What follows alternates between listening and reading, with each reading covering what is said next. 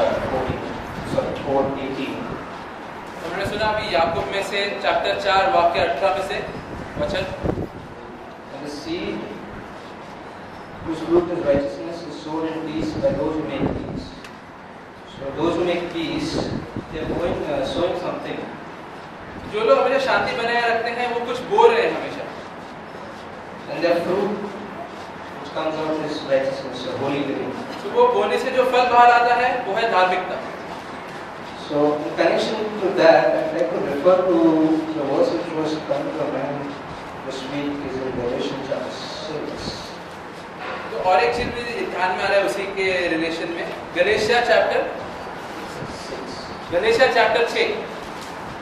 Chapter 6 Verse 8. वाक्य 8, The one who sows to his flesh will from the flesh reap corruption.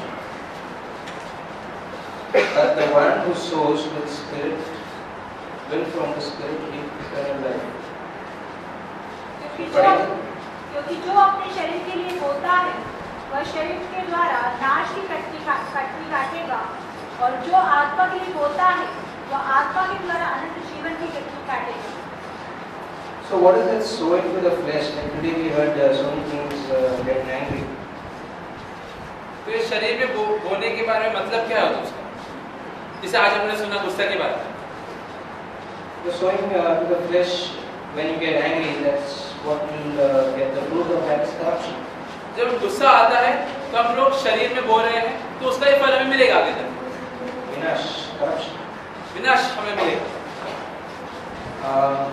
So comparing James 4:18, we see that when you sow, when you become peaceable, you get the fruit of righteousness. तो हम लोग पहले देखा कि जब हम लोग शांति की ओर बोलते हैं तो हमें धार्मिकता हमें मिलती है, धार्मिकता का फल हमें मिलता है। And if I know that I'm an angry man and continue getting angry, और अगर मैं जानता हूँ कि मैं बहुत ही गुस्सा वाला व्यक्ति हूँ, what does this Galatians 6:8 say? If you sow to the flesh, you reap corruption out of flesh. तो यहाँ पे क्या पढ़ते हैं कि अगर तुम हमेशा अपने शरीर की ओर बोलते रहोगे तो तुम्हें नाश ही मिलता रहेगा। And no wonder we are miserable when we get angry. इसलिए कोई आश्चर्य की बात नहीं है कि हमेशा हमारा हालत खराब रहता है मसीह जीवन में। I can't fellowship with certainly with not the person I'm angry with. जिसकी ओर मुझे गुस्सा है उसकी ओर मैं प्रेम या संगति नहीं रख सकता, How can we fellowship with God? तो उस तक फिर मैं प्रभु की ओर भी कैसे संगति रख सकता हूँ? We heard earlier the message about loving others, not to get angry. If you have anger against others, how can you say that you love God? हमने पहले ये बात सुना कि अगर मैं अपने भाई और बहनों की ओर गुस्सा रखता हूँ तो कैसे मैं प्रभु की ओर प्रेम रख सकता हूँ? So the point that I want to make is that we will reap what we sow. That's what earlier verse says, Galatians 6:7. God is not mocked. Do not be deceived. God is not going to be deceived. Whatever sowing that we do, if it's in flesh, getting angry, doing wrong thing on the internet, it's sowing to the flesh, and that's the fruit will be a miserable life.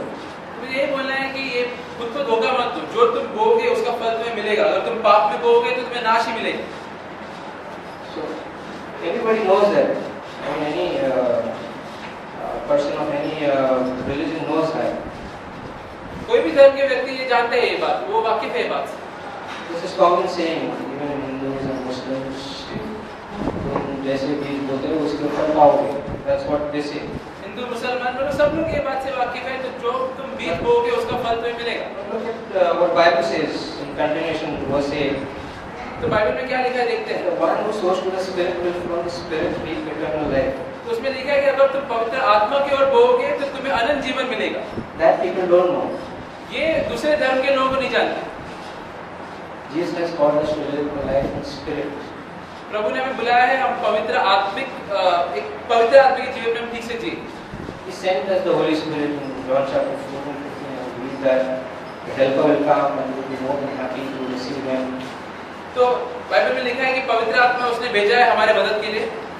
And if you listen to that voice of the Spirit, if you sow to the Spirit, you will from the Spirit be eternal life. तो अगर हम पवित्र आत्मा की बात मानेंगे, उसकी ओर बोएंगे, तो हमें अनंत जीवन मिलेगा। तो अनंत what is that eternal life? Jesus explained eternal life is to know the Father, the life of God and come to our heart. तो अनंत जीवन का मतलब क्या है? जो प्रभु का जीवन है वो मेरे जीवन में है।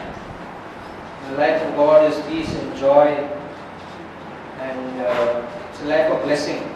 प्रभु का जीवन एक ऐसा जीवन है जिसमें शांति, आनंद और आशीषित जीवन है। So this is a law. तो ये नियम है।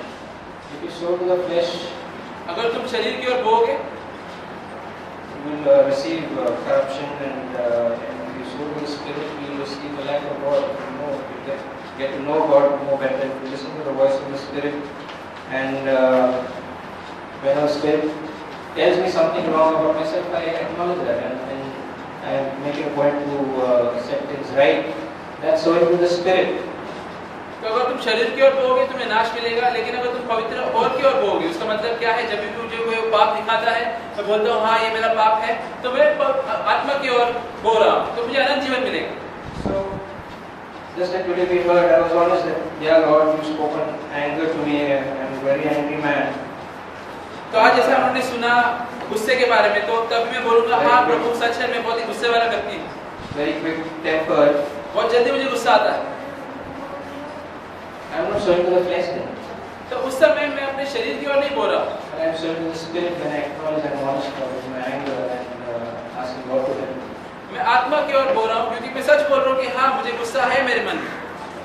And that's how I can get close to God. That's how God will slowly manifest in my life. और उस तरीके से मैं प्रभु के करीब जा सकता हूँ और उसके जीवन मेरे जीवन में आता है। The life of peace will come, and out of peace will come righteousness. शांति का जीवन मेरे अंदर आता है और फिर धार्मिकता उससे बाहर आती है। James 4:18 from sure. याकूब में जो लिखा है वचन हमारी जिंदगी में सच हो जाता है।